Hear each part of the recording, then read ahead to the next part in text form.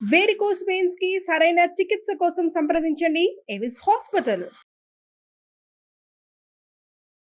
నమస్కారం అనిల్ సింగ్ గారు. నమస్తే శిరీష. సేవింగ్ ప్రకారంగా మనం చూసుకుంటే మనం కొనుక్కునే వస్తువుల మీద కూడా ఇది డిపెండ్ అయి ఉంటుందా సార్? అంటే రీసెంట్గానే మన ప్రభుత్వం ఎస్పెషలీ ఈవీ వెహికల్స్ మీద 100% సబ్సిడీ అనుకుంటూ అనౌన్స్ చేయడం జరిగింది. అంటే మనం కొనుక్కునే ఏ వస్తువులు, అది యాక్సెసరీ కావచ్చు, ఏ దాని మీద కూడా ఒక ఫైనాన్షియల్గా మనం సేవింగ్ చెయ్యొచ్చు అన్న ఆప్షన్ ఉంటుందంటారా? అలా చేసి కూడా కోటీశ్వర్లు అయ్యొచ్చు అంటారా? ఇది అందరి కళ, కానీ ఈ కళని నిజం చేసుకునే ఇప్పుడు అవకాశం వచ్చింది. ఓకేనా? మీరు ఇప్పటి వరకు ఎక్స్ట్రాగా ఒక 3,000 లేదా 10,000 లేదా 5,000 నేను ప్రతి నెల ఎక్కడి నుంచి తీయనరా దేవుడా, నేను పెట్టుబడి పెట్టాలి అంటే నేను రిచ్ అవ్వాలనుకుంటున్నాను.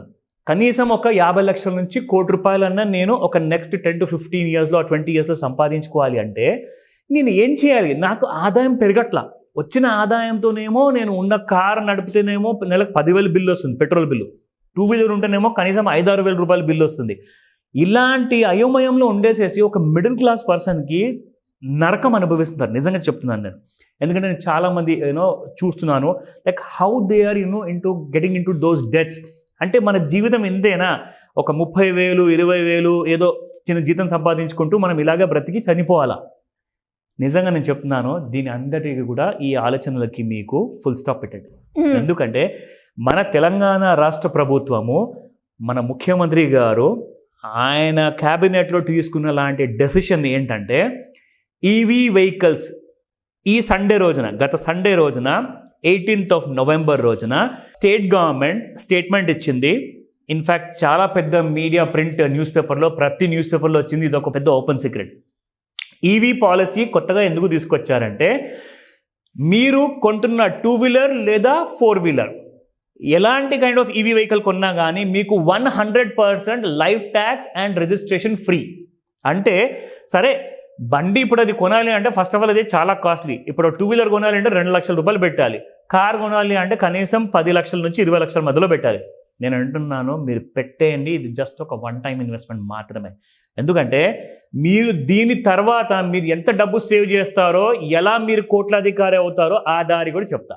ఎందుకంటే మీరు ఎక్స్ట్రాగా మీ వచ్చిన ఆదాయంలో నుంచి ప్రతి నెల మీరు డబ్బులు తీయాల్సిన అవసరం లేదు. మీరు ఇప్పుడు ఏదైతే 5 నుంచి 6 వేల రూపాయలు ప్రతి నెల పెట్రోల్ కోసం ఖర్చు చేస్తున్నారు కదా, ఆ డబ్బులలోనే మీరు కోట్లాధికారి అవుతారు.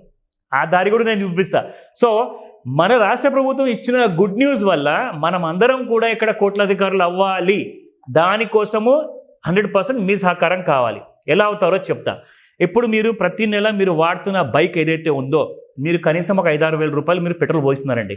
అదే ఒకవేళ మీరు ఆ పెట్రోల్ బండిని ఇంట్లో పెట్టేసేసి లేదంటే దాన్ని అమ్మేసేసి మీరు ఒక కొత్త ఈవీ బైక్ తీసుకున్నారనుకోండి, అలాంటప్పుడు మీకు ఎలాంటి సేవింగ్స్ ఉంటాయి.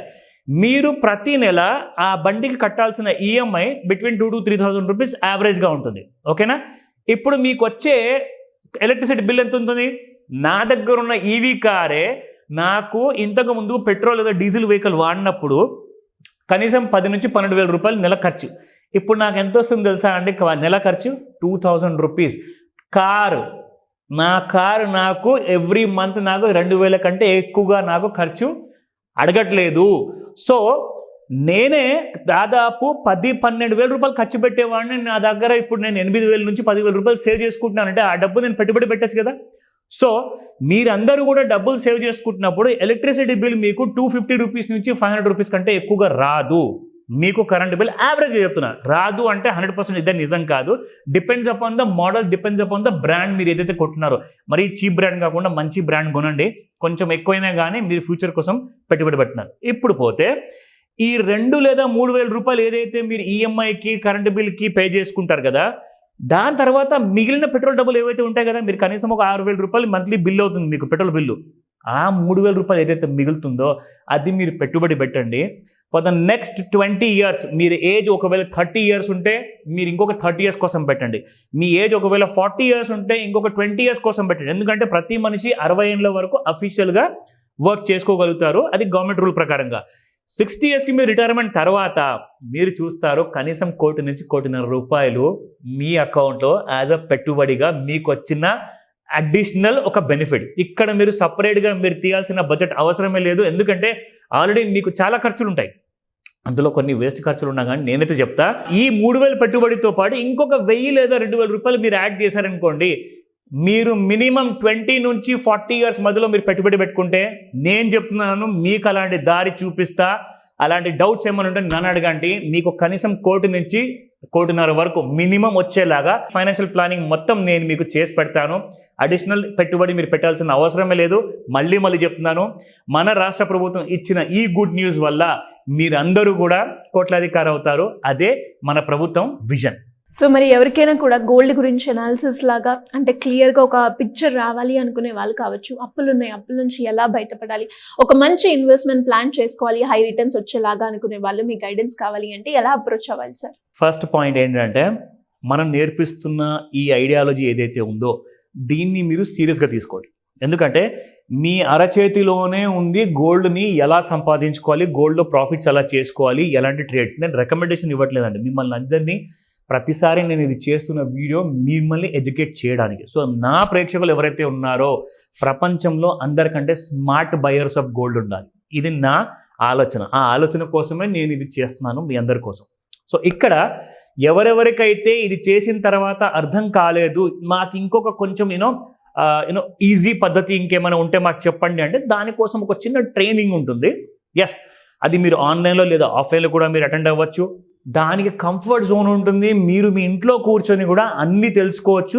నేర్చుకుంటే ఏమవుతుందంటే, ఒక్కసారి మనము ఈత నేర్చుకున్నామంటే మళ్ళీ ఎప్పుడు మునగం. సో కాబట్టి ఆ కాన్ఫిడెన్స్ మీకు వస్తుంది. ఇక్కడ మీరు ట్రైన్ అయిపోయారనుకోండి, ఫైనాన్షియల్ లిటరసీ వల్ల ఫ్యూచర్ ప్లానింగ్ కానివ్వండి, రిటైర్మెంట్ కానివ్వండి, స్పెషల్లీ శిరీష గారు అన్నట్టు అప్పుల విషయానికి వస్తే, ఎలా మనము ఈ అప్పుల్ని కూడా మేనేజ్ చేసుకుంటూ ఫ్యూచర్ కోసం సేవింగ్స్ చేసుకుంటూ సక్సెస్ఫుల్గా నడవాలి అనుకుంటే, స్క్రీన్ పైన కనిపిస్తున్న నెంబర్కి కాల్ చేయండి. Because you don't have time. చాలా అర్జెన్సీ ఉంది, ఫైనాన్షియల్ ఎమర్జెన్సీ ఉంది. ఇమ్మీడియట్గా మీరందరూ కూడా కాల్ చేసి లేదా వాట్సాప్ మెసేజ్ పెట్టేసి మీరు డీటెయిల్స్ అన్ని ఎన్రోల్ చేసుకుంటే మీకు నేను పూర్తి సహాయాన్ని అందజేస్తాను. అండ్ ఒక ఇంపార్టెంట్ అప్డేట్ కూడా ఇస్తాను. ఎవరైతే రిజిస్ట్రేషన్ చేసుకుంటారో వాళ్ళందరికీ ఒక సర్ప్రైజ్ న్యూస్ కూడా ఉంటుంది. So do it immediately. Thank you sir, thank you so much. Welcome Shirisha. Suman టీవీలో మీ పర్సనల్ అండ్ బిజినెస్ ప్రమోషన్స్ కోసం కింది నెంబర్కి కాంటాక్ట్ చేయండి.